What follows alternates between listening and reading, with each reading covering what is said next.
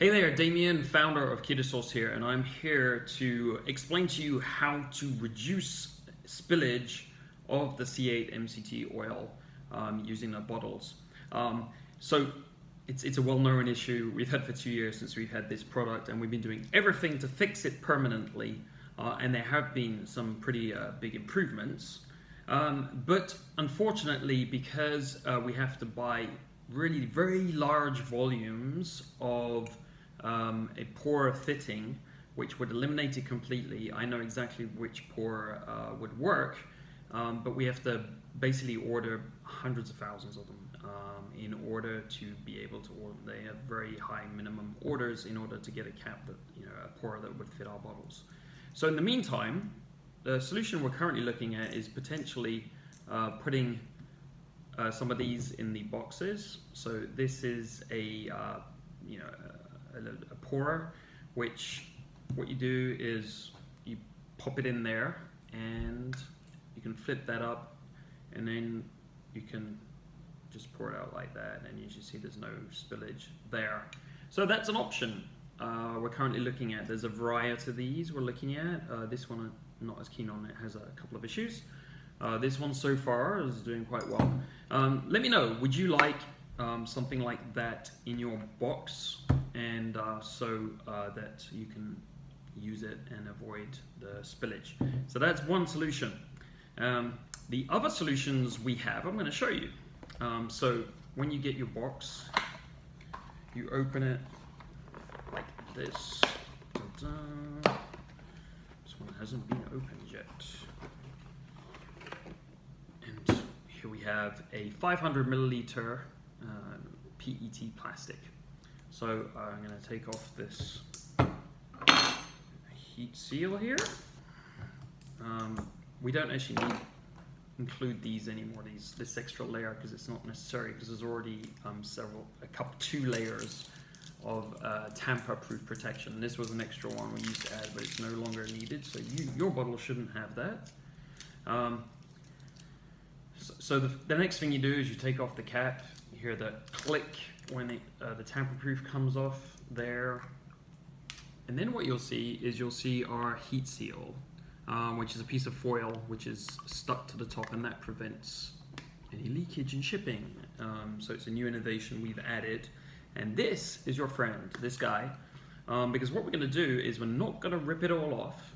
And this is basically information that's come from customers, great customers, you guys bought this and sent us in your ideas on how to make this better pourer. So you're going to make two holes. You're going to make a smaller one and a bigger one. The smaller one is to let air come in, and the bigger one is to pour out. And people find that this reduces spillage significantly. So I'm going to do it right here in front of you with this lovely sharp knife. I'm going to put the one side, and then I've got the other side. So you can see there, I've got my two holes, I've got my small one, and I've got my large one. So I'm going to put the large side down, and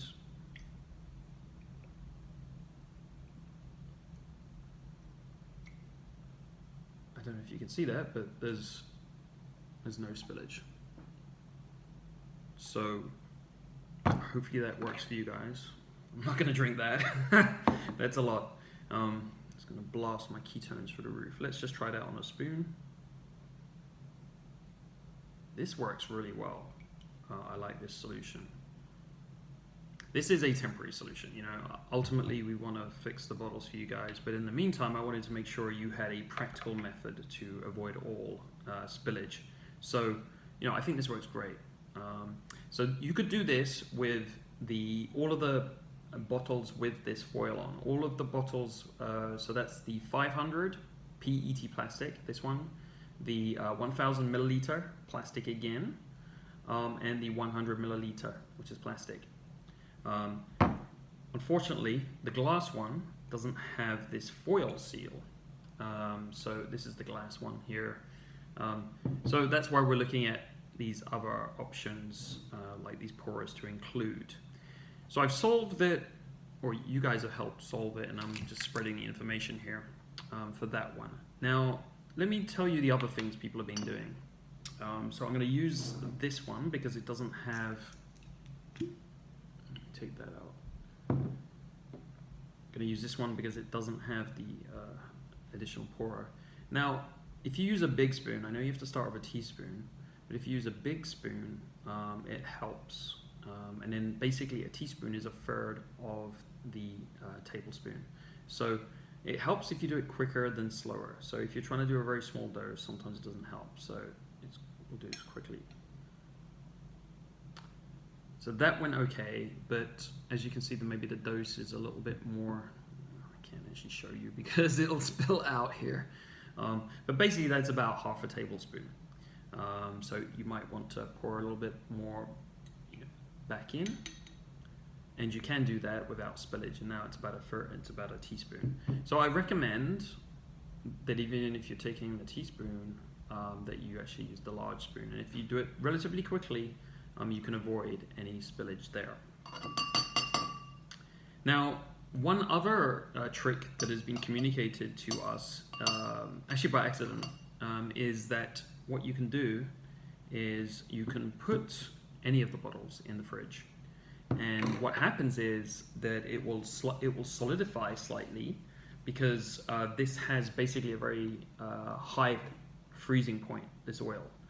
So it's well above zero. Water is freezing point is at zero. That's when it solidifies basically. But this solidifies at higher temperatures, so like 10 degrees centigrade. And you can play around with your fridge if you want, but if you put this in your fridge, it will get thicker basically. And so when it's thicker, it can be easier to pour because it's going to come out slower. And then, depending on what you put it in, it'll heat up pretty quickly. So the final thing that people have told us that they're doing, this is the other one you might want to do, is that they're just using the cap. And I guess because the cap is quite deep here, it gives you, it's actually larger, and it gives you a lot. You can do it quicker like that. And again, it's using it quickly, which will avoid the spillage. It's when you go, let me try, I'm going to demonstrate how not to do it, I guess.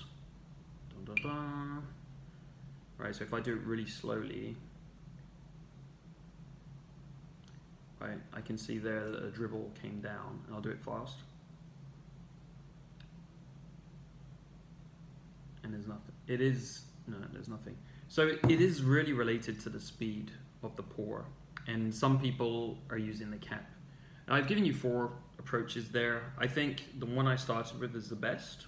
I've ordered it by priority, but I've given you everything that we know currently about this.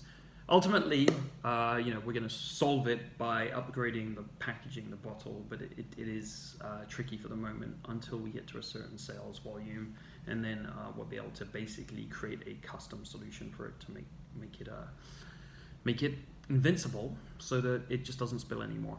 I hope you found this useful, and thank you for watching. I'll talk to you again soon.